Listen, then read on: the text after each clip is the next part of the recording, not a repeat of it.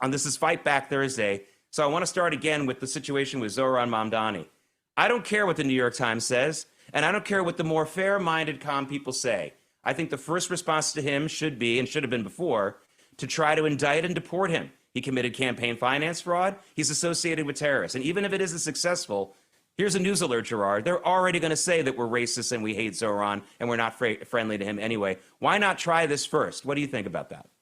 They've been on the attack from day one. They've pointed out that they've called anyone who opposes Zohran Mamdani an Islamophobe. They pointed out that anyone who is against Zohran Mamdani is the type of person who should not be in New York City. They have divided New York City voters from the very beginning. So this is very reasonable to do these investigations and look to see. Zohran Mamdani took money from foreign sources. These are very serious accusations that need to be investigated and prosecuted if they turn out to be true. So this is something that we should go on the offense, because he's certainly been on the offense against us. Yeah, and for those who are watching and thinking, like, oh, this is just a religious dispute, this is just going to be the Jews against an Islamist. No, Zohran Mamdani is also a communist. What a lovely combination. The red-green alliance, as they say.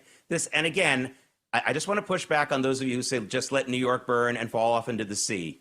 That is not a very Christian or Jewish outlook. I'm sorry, read your Bible, read your book of Jonah, please. Read it and learn the lesson of it. It's not up to us to condemn an entire city. That's not in our power. We can condemn the wrongdoers. We can condemn them, but we do it legally. And legally, I think, should be the first response to this.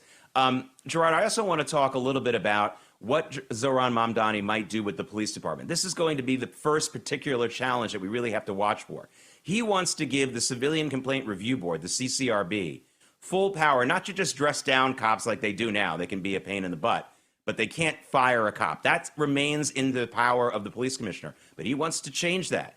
I think that good citizens in New York should try to flood the zone and try to get on the CCRB, or at the very least, show up at the CCRB hearings and disrupt them. Again, peacefully, but I think they should be disrupted. If they get that power, every cop in New York City, almost every one of them, is going to really seriously think about quitting, and they'll be replaced by foot soldiers for Mamdani. I mean, that's the situation.